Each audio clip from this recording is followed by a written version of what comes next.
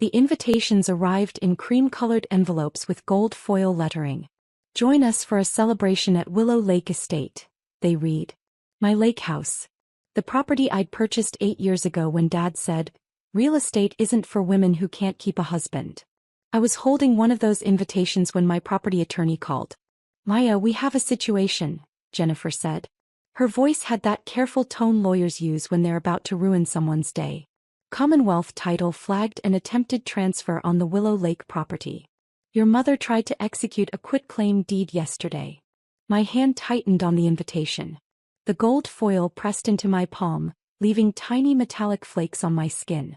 "She what?" "Attempted to transfer the property to your sister. The title company rejected it. Signature didn't match their records and the notary seal looked questionable. They're required to report suspected fraud. I have the documentation here." I looked at the invitation again. Below the address in smaller script, "A gift from the bride's loving family." That's when I understood. They weren't just using my property. They were claiming it. 8 years earlier, I'd stood in my father's study while he explained why lending me down payment money would be throwing good money after bad. "You're 32, Maya. Single. No prospects. Women like you don't build wealth, you marry it." He'd returned to his bourbon, dismissing me with his shoulder. I'd left that study and gone directly to a mortgage broker. 3 months later, I closed on a foreclosed lake house for $240,000. It needed work, extensive work. The deck had rotted through, the boathouse was collapsing, and the main house had water damage in every upstairs bedroom. Mom had visited once during renovations. She'd walked through, wrinkling her nose at the sawdust and contractor debris. "This is what happens when women try to play investor. You lose everything, Maya. Just like I told you."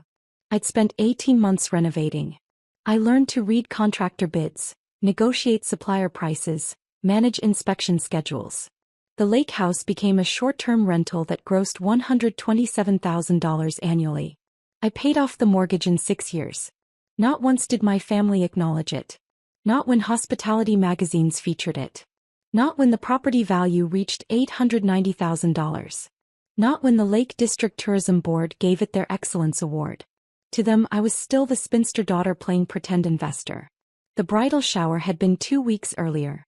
75 women crammed into Mom's formal living room, drinking Prosecco from crystal flutes while my sister, Elaine, opened gifts wrapped in white satin. I'd bought her Waterford stemware. She'd barely glanced at it. Then Mom had stood tapping her glass with a butter knife. The sharp, crystalline ring silenced the room. "I have a special announcement," Mom had said, her voice warm with maternal pride. "Elaine and Marcus won't just have a wedding. They'll have the honeymoon of a lifetime." She'd paused for effect. "I'm gifting them exclusive use of a private lakehouse estate for 2 full weeks." The room had erupted in appreciative murmurs. Women clutched their pearls and gasped about Mom's generosity. Elaine had stood, tears streaming down her face, hugging Mom. "This is too much. A whole estate." "Nothing is too much for my baby girl," Mom had said, stroking Elaine's hair. Then she'd looked directly at me. "Some people build futures. Others just collect addresses." I'd understood the implication. My lake house was just an address. Elaine's marriage was a future. I'd left early, claiming a headache. Nobody noticed. Now, sitting in Jennifer's office, I watched her spread documents across the conference table. The fabricated quitclaim deed. The questioned notary seal. The title company's fraud alert. Security footage from the notary's office showing someone who looked like Mom but wasn't quite right. Wrong height, different gait. "They hired someone," Jennifer said quietly. "Probably paid them $500 to impersonate you at a notary public. Sloppy work though. The notary's legitimate. He reported it immediately when the title company called to verify." How far did this get? She'd already contacted a wedding planner. Signed a contract for full event services at the property. Catering deposit, decorators, a boat rental company for the lake. I have the invoices here. $47,000 in deposits, all listing the Willow Lake property as the venue. Jennifer slid another document across. Wedding venue contract signed by Maya Patel, property owner. Except the signature was Mom's handwriting, slightly disguised. "The wedding is in 6 weeks," I said. "Yes." And your sister sent invitations to 220 guests. I picked up the invitation I'd brought. Cream and gold. Elegant script. My address. In my father's living room 14 years ago, he'd said investing in me would be throwing money away. I'd built an empire specifically to prove him wrong. 11 properties now. The Lakehouse was just the crown jewel, the one that started everything. And my mother had tried to simply take it. Not ask. Not negotiate. What are our options? I asked. Jennifer's smile was predatory. All of them. The ghost ledger. That night I created a spreadsheet titled The Ghost Ledger. Emotional costs non-recoverable. Entry 1. Property purchase 2016. Father's statement. Real estate isn't for women like you. Cost. Confidence in family support. Status. Permanently withdrawn. Entry 2. Renovation period 18 months. Mother's visits. 0. Phone calls during crisis. Roof collapse, contractor fraud 0. Cost. Belief that achievement earns recognition. Status write-off. Entry 3. Excellence Award Ceremony 2021. Sister's comment. Must be nice having nothing better to do than play house. Venue. My Lakehouse. Award, for MY property. Cost. Expectation of basic respect. Status. Uncollectible debt. Entry 4. Every family dinner 8 years. Questions about my business. 0. Questions about my love life. 247, estimated. Cost. Being seen as complete person rather than incomplete woman. Status. Total loss. Entry 5. This bridal shower. Mom announcing MY property as her gift. 75 witnesses. Cost. Last shred of hope that blood meant loyalty. Status. Account closed. The spreadsheet ran to 43 entries. I could have written more. Years of dismissal, decades of being the family afterthought. But 43 was enough. I saved it. Backed it up. Printed it. Some debts can't be collected in court. But they can be documented. Procedural justice. The machinery of consequences. Jennifer filed the complaint on Monday morning. Not just property fraud. A comprehensive legal document detailing attempted deed forgery, identity theft, contract fraud, and conspiracy. The process had 8 precise steps, each one a gear clicking into place. Step 1. Evidence collection, day 1 to 3. Jennifer's team gathered everything. The fraudulent quitclaim deed with forensic analysis showing signature forgery with 97.3% certainty. Security footage from the notary's office showing the hired impersonator. Height 5 feet 4 inches. I'm 5 feet 8 inches. The notary's sworn statement identifying the discrepancy. Wedding venue contracts signed with my forged signature. Catering deposits. Decorator agreements. A boat rental contract for romantic sunset cruises. 47 pages of documentation. Each page another nail. Step 2. Title company coordination, day 4 to 5. Commonwealth Title provided their complete fraud investigation file. They'd flagged the deed within 40 minutes of submission. Their software caught the signature variance immediately. The examiner, Robert Chin, had worked there for 19 years. He'd seen this pattern before. Family members attempting to transfer property without owner knowledge. Usually it's elder abuse, Robert told Jennifer. Adult children stealing from aging parents. This is the reverse. That's actually rarer. He seemed almost impressed by the audacity. Step 3. Law enforcement notification, day 6. Jennifer contacted the district attorney's economic crimes unit. Detective Sarah Martinez took the case. She reviewed the evidence in 90 minutes and opened a formal investigation. Identity theft, forgery, fraud, Detective Martinez said during our meeting. Your mother hired someone to impersonate you at a notary. That's not a civil matter anymore. That's criminal. She had sharp eyes and a wedding ring she twisted when thinking. How's your relationship with your family? Non-existent after this, I said. She nodded. Good. Makes my job easier. Step 4. Cease and desist, day 7.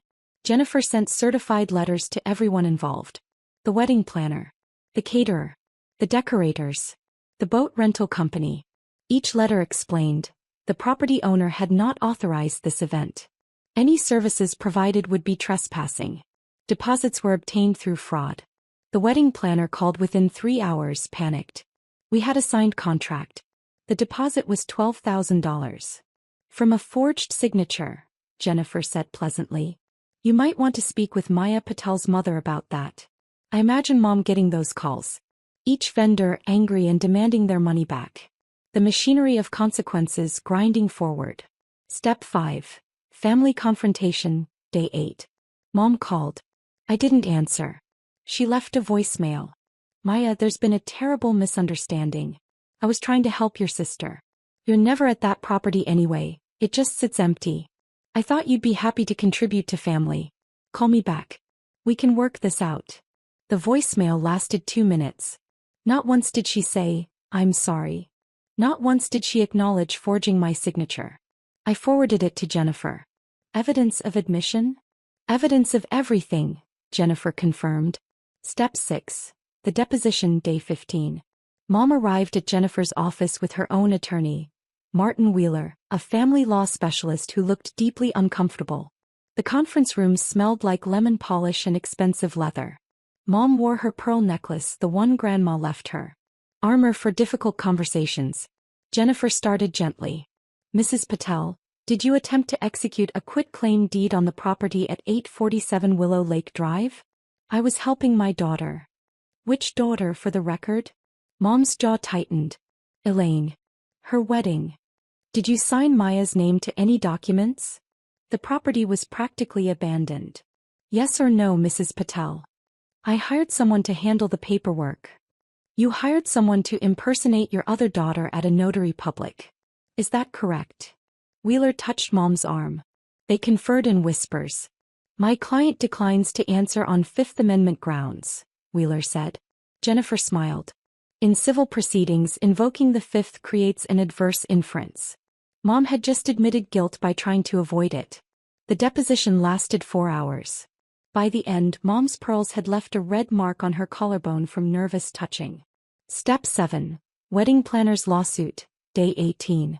The wedding planner sued Elaine and Mom for the $12,000 deposit plus anticipated revenue loss. Another $23,000. Their contract had a cancellation clause, but fraud voided all protections. The caterer followed. Then the decorators. The boat rental company. Each lawsuit was another microclimax. Another consequence clicking into place. Step 8. Criminal charges, day 21. Detective Martinez arrested the woman Mom had hired to impersonate me. Her name was Jessica Torres, a struggling actress who'd responded to a Craigslist ad offering $800 for simple notary assistance. Jessica cooperated immediately, providing text messages showing Mom's instructions. Just sign the name I give you. It's for family property transfer. Totally legal, just a shortcut. The DA filed charges.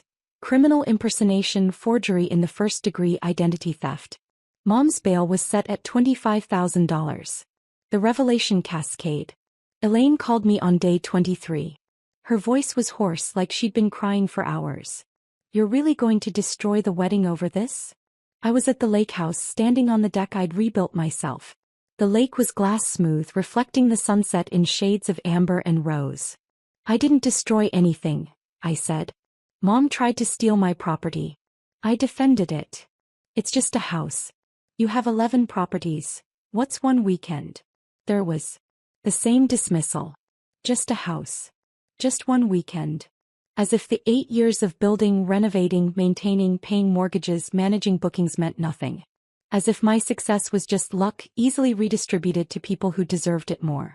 This house represents every time Dad said I'd fail, I said quietly. Every time Mom implied I was incomplete without a husband. Every family dinner where you talked about your achievements and nobody asked about mine. This isn't about one weekend, Elaine. This is about respect. So you'd rather be right than have a family? I watched the sunset paint the water gold. I'd rather have boundaries than people who only call when they want something. She hung up. I blocked her number.